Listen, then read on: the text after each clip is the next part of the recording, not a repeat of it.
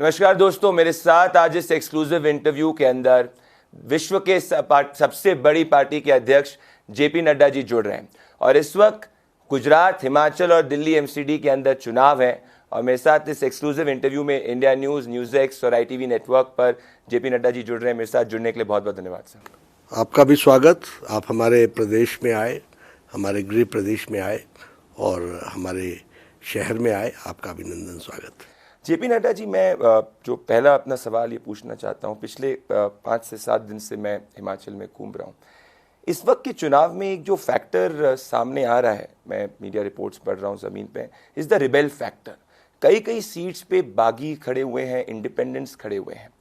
साथ में हिमाचल में एक रिवाज रहा है कि एवरी 5 ईयर्स 1980s के बाद से हिमाचल ने सत्ता परिवर्तन किया है। आपको लगता है कि ये दोनों फैक्टर्स आपकी पार्टी के लिए, एज आप 12 तरफ पोलिंग होने वाली है, ये डेट्रीमेंटल हो सकते हैं गोइंग फॉरवर्ड टुवर्ड्स 12th?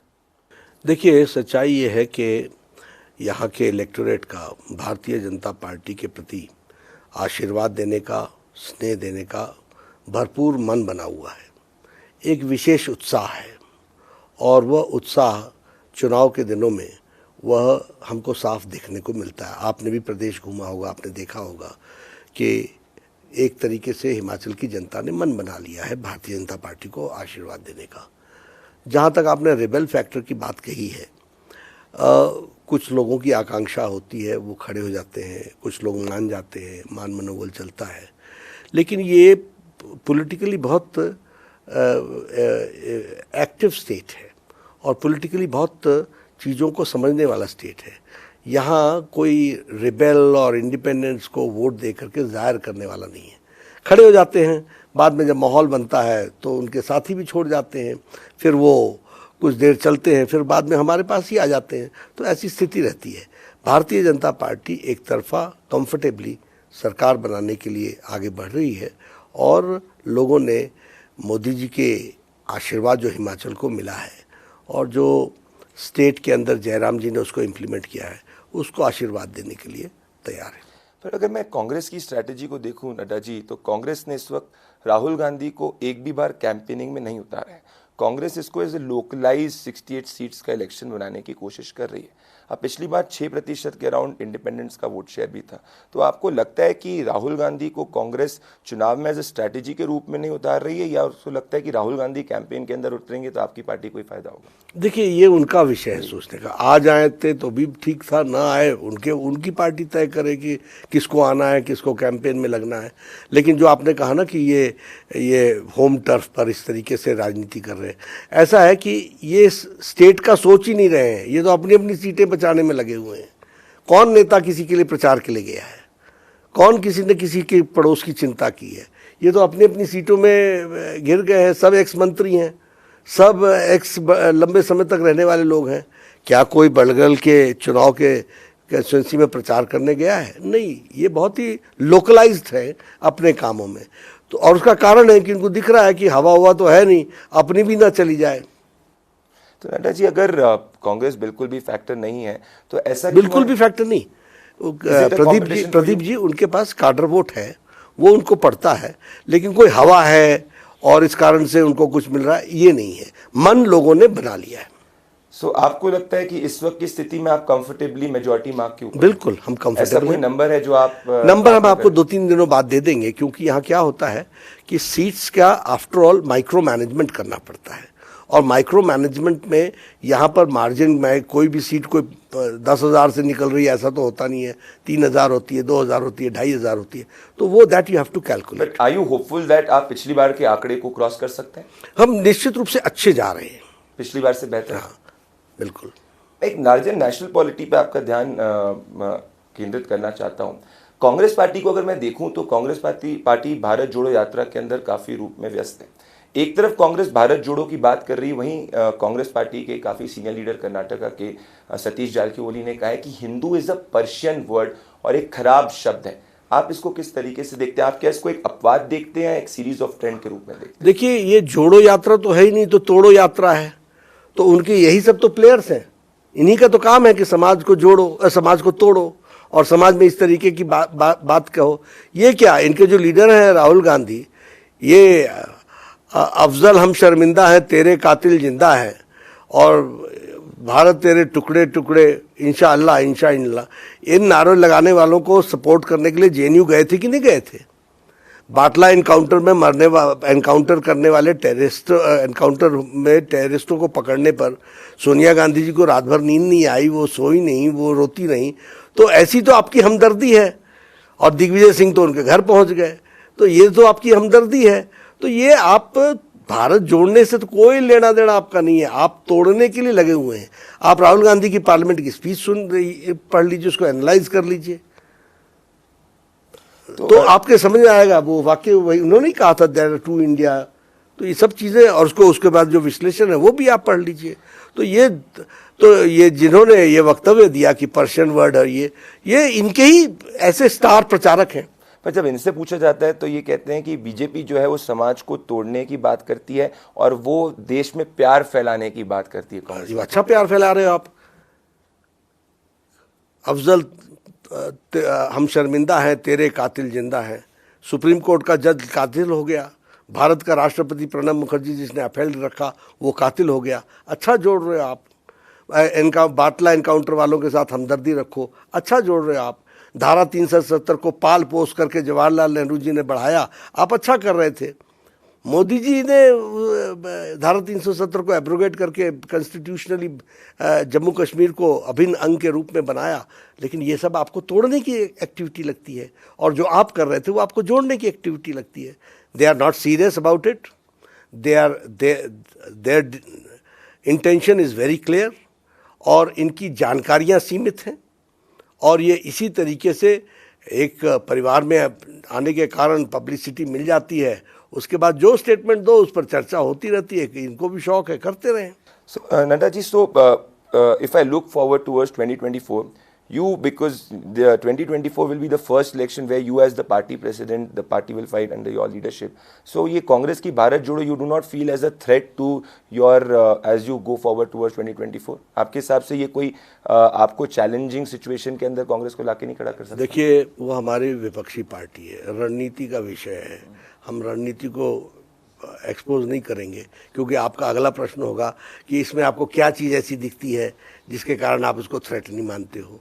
तो इसलिए मैं इसका जवाब दे करके, अच्छी बात है निकले हैं यात्रा पर, अपना घर संभाल रहे हैं, अच्छी बात है, संभालें, बस इतना ही है। नड्डा जी, एक और मैंने नया ट्रेंड ये देखा है कि पहले आपकी पार्टी आम आदमी पार्टी को I would say quote unquote politically ignore करती थी, पर पिछले कुछ समय से मैंने देखा है कि आपकी पार्टी के प्रवक्ता आम आदमी पार्टी के खिलाफ एक के बाद एक प्रेस कॉन्फ्रेंसेस करते हैं। So you are taking the Aam Aadmi Party head on.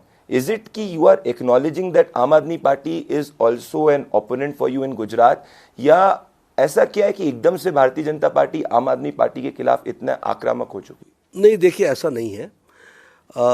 हम हर एक पार्टी को सीरियसली भी लेते हैं, लेकिन हर एक पार्टी की कमजोरियां भी जानते हैं। हमने कभी इग्नोर नहीं किया, लेकिन हाँ, इतना ज़रूर हम कहेंगे कि उनका ट्रैक रिकॉर्ड बता देते हैं। बनारस गए थे तो हार के आए, तो बाद में माफ़ी मांगी और कहा जी गलती हो गई। फिर उसके बाद वो उत्तर प्रदेश में लड़े, 350 सीटों पर लड़े थे, 349 सीट्स पर जमानत जब्त करा दी।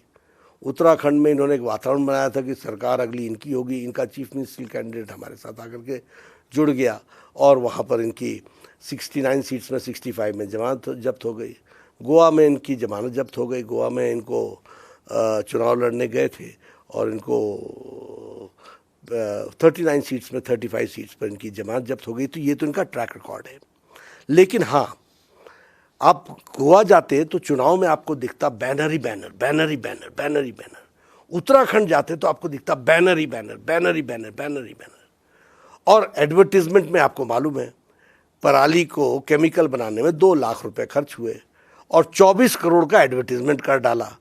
और दिल्ली मोस्ट पोल्यूटेड सिटी, और पोल्यूशन फैलाने में पंजाब 19 डिग्री ज़्यादा, 19% ज़्यादा उसने पराली जलाई। तो ये तो इनका एडमिनिस्ट्रेशन है, लेकिन एडवर्टीजमेंट है।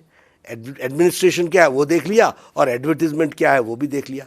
ऐसी परिस्थिति में to put record straight we have to do it, क्योंकि प्रोपेगेंडा मटीरियल आपका जो है उसको काउंटर करना तो ये हमारी जिम्मेवारी है।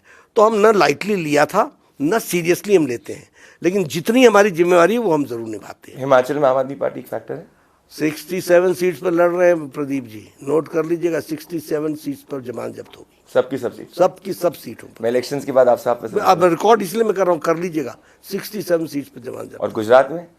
गुजरात का अभी मैं बता नहीं सकता, जाकर के देखेंगे कब से, लेकिन वहां भी एडवर्टीजमेंट ही एडवर्टीजमेंट है। ये बैनर बेस्ड पार्टी, हम कैडर बेस्ड पार्टी है, ये बैनरों में दिखते हैं और कुछ नहीं दिखते हैं। वो तो कह रहे हैं कोट करके कि आईबी रिपोर्ट आई है जिसमें उनको 90 से 10 सीट मिल रही है, बीजेपी ने उनको ऑफर दिया है कि आप बैक ट्रैक कर लो गुजरात से अंदर हर मीडिया को क्रॉस, तो ये कहते हुए ये आईबी उनको बताती होगी, जाकर के शाम को उनका अफसर जाके बताता होगा कि sir this is the report, और फिर केजरीवाल के समझ में आता होगा।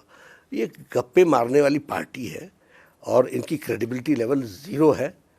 मैं चुनाव नहीं लड़ूंगा, मैं चुनाव लड़ा, मैं पार्टी नहीं बनाऊंगा, पार्टी बनाई, मैं कांग्रेस का साथ नहीं लूँगा, कांग्रेस का साथ लिया, मैं क्रिमिनल्स को टिकट नहीं दूंगा, मैं भ्रष्टाचार को टिकट नहीं दूंगा। 3 जेल के अंदर बैठे हैं, 2 क्रिमिनल केसेस में है, 1 फ्रॉड के केसेस में है, और कई बाकी बेल पर घूम रहे हैं।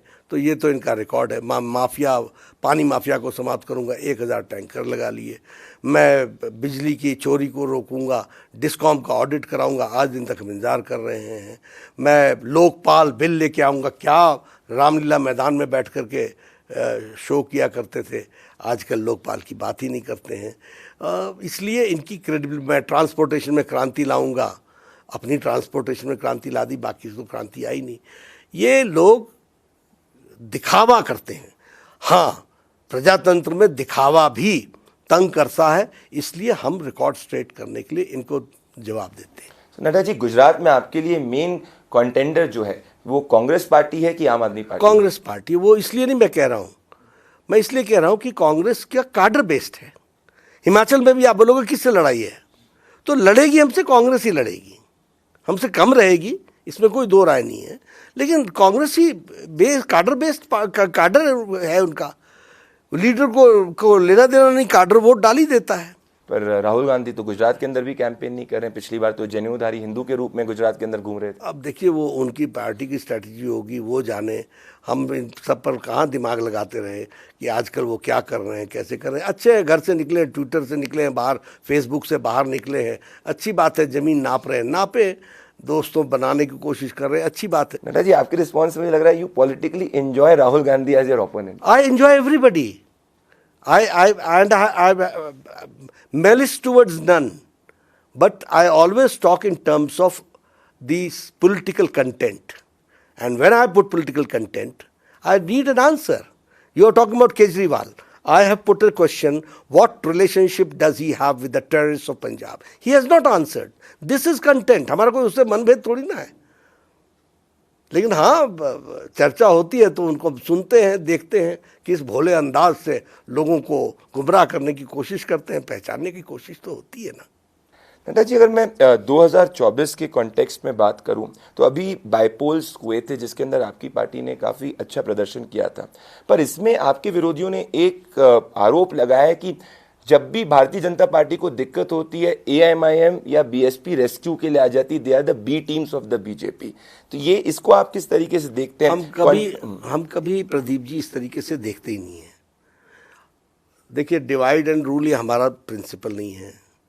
नेगेटिव वोटिंग पर हम सरकार में आए, ये हमारा उद्देश्य नहीं है। हम पॉजिटिव वोट पर आना चाहते हैं, हम समाज की सेवा के आधार पर आना चाहते हैं, हम समाज को एम्पावर करके आना चाहते हैं। इसलिए कोई खड़ा हो जाता है उनको मुबारक, नहीं खड़ा होता है तो उनको मुबारक। ये हमारे हाथ में कहाँ है प्रजातंत्र में। और BSP हमारी सेवा में लगी रहे, इसकी आवश्यकता क्या है? और AIMIM हमारी सेवा में लगी रहे, इसकी आवश्यकता क्या है? और हमको उनसे आवश्यकता लेने की आवश्यकता क्या है? आप सब लोग मिल करके लड़े थे, पहले कांग्रेस और समाजवादी लड़ी उत्तर प्रदेश में, सबने कहा बड़ा डेडली कॉम्बिनेशन है, देख लिया, डेड तो खुद हो गए। फिर उसके बाद आप BSP और SP दोनों मिल करके आए, चुनाव लड़ने लगे, आपने कहा ये तो बड़ा लीथल कॉम्बिनेशन है। आपने मतलब मीडिया ने कहा, सबने कहा, हमने कहा देख लेना एक तरफा फैसला आएगा। वो फैसला आ गया, उत्तर प्रदेश के चुनाव में भी आ गया। और ये क्या, सारे लोग एक तरफ इकट्ठे हो गए और ये भी चले गए, वो भी चले गए। भारतीय जनता पार्टी चुनाव जीत गई मोदी जी के नेतृत्व में और योगी जी के नेतृत्व में, योगी जी के चीफ मिनिस्टरशिप के उसमें। तो हम कभी भी नेगेटिव वोटिंग पर, इसलिए हमको कोई बी टीम चाहिए ऐसी कोई ज़रूरत ही नहीं है। Towards the last part of my interview Nadda ji, तो आप कह रहे हैं कि ये सब आरोप बेबुनियाद हैं, तो 2024 की लड़ाई में it is further moving towards BJP versus quote and quote all. So आपको लगता है कि 24 के अंदर आप जो अपनी टैली है वो 19 से बेहतर कर पाएंगे, या अगर ये विपक्षी दल एक साथ हो जाएं सो ये आपको एक प्रॉब्लमैटिक सिचुएशन के अंदर ला सकते हैं? देखिए, वो इकट्ठे हो जाए, अलग चले, उनकी मर्जी, हमको उससे लेना देना नहीं। हम लड़ रहे हैं और हम जीतेंगे, हम जीतने की तैयारी करके लड़ने की बात करते हैं। अब ये इकट्ठे हो जाएं। अभी बिहार में कल चुनाव के नतीजे आए, बाई इलेक्शन, वो तो सारा महागठबंधन का भी बड़ा महागठबंधन इकट्ठा हो गया था बीजेपी को हराने के लिए, लेकिन बीजेपी जीत गई।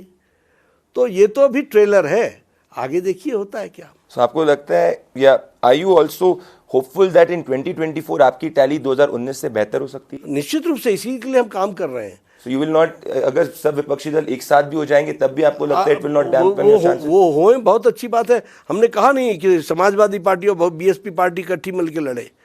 हमने कहा आ जाओ भाई, कोई बात नहीं। और उसके बाद इस बार तो वो भी मिल गए थे, वो हमारे राजभर जी और बाकी सब लोग भी, मौर्य जी भी हमारे चले गए, सब लोग गए। आपने कहा अब तो बीजेपी कमज़ोर हो गई, निकल करके आ गई। मैं नड्डा जी इसलिए ये क्वेश्चन पूछ रहा हूँ क्योंकि कई पॉलिटिकल कमेंटेटर्स कहते हैं कि the BJP is nearing its peak. अगर मैं 2014 से 19 का परफॉर्मेंस बेटर हुआ, कई स्टेट्स हैं जहाँ आपकी सरकार 10-10 साल क्रॉस कर चुकी है, 15 साल क्रॉस कर चुकी है। गुजरात में आप पिछले 20 साल से ज़्यादा सत्ता के अंदर हैं। तो अगर आपका पॉलिटिकल पीक आ रहा है as per quote unquote political commentators, so does this worry you? क्योंकि 24 के पहले if you are peaking and the others are gaining, it might also create some problem. देखिए, रणनीति का विषय है, पर्दे का विषय है। आप कुछ राज नहीं खोल रहे हैं। हम कैसे खोलूंगा? क्योंकि हम अगर राज खोल दें तो हम अपने दुश्मन को तैयार कर देंगे। तो हम ये तैयार, इज दिस योर पीक? अब आपको लगता है, अभी देखिए आगे आगे होता है क्या। हम तो नहीं मानते हैं कि पीक है, लेकिन आप पूछोगे कि कैसे कह रहे हो, तो अब अगला प्रश्न आ जाएगा। तो मैं इसलिए जवाब नहीं देता हूं। हम अभी पूरे भारत देश में हर जगह भारतीय जनता पार्टी का झंडा फहराने वाले हैं। मेरा आखिरी सवाल आपसे नड्डा जी, आपने मुझे, आई एम अ सेफोलॉजिस्ट और मैं कोई भी इंटरव्यू को बिना नंबर के नहीं जाने देता। I need a number. What is your prediction for Delhi, MCD, Gujarat and Himachal? At least give me a baseline number of what is JP Nadda of time. देखिए, at this point of time Gujarat और हिमाचल पर तो मैं गुजरात पर सिर्फ इतना ही कहता हूँ, वी आर कंफर्टेबल। बट आपके हिसाब से क्या पिछली बार से ज्यादा सीट लेके आएंगे? निश्चित रूप से पिछली बार से ज्यादा सीट लेंगे। हिमाचल? निश्चित रूप से। दिल्ली, एमसीडी? अभी उसके बारे में अभी सज रहा है। पर मैं आपका स्टेटमेंट रिकॉर्ड कर रहा हूं कि हर सीट पे हिमाचल के अंदर आम आदमी पार्टी की जमानत। आप प्रदीप जी प्लीज इसको आप नोट करके चलिए, देखिए क्या होता है। लेडीज एंड जेंटलमैन, आपने सुना जेपी नड्डा जी, उन्होंने दिल से बात की। He was as candid as possible. 12 तारीख को और 8 दिसंबर को ये पता चलेगा कि जो जेपी नड्डा जी होपफुल है, उनका प्रेडिक्शन है वो कितना सही होता है, और देश की जनता और गुजरात, हिमाचल और दिल्ली की जनता कितना बीजेपी के ऊपर अपना विश्वास जताती है। मेरे साथ इस एक्सक्लूसिव इंटरव्यू पे जुड़ने के लिए बहुत बहुत धन्यवाद नड्डा जी। आप जुड़े, अपने बिजी स्केड्यूल में से आपने समय निकला है, शुक्रिया, नमस्कार, थैंक यू। बहुत अच्छा।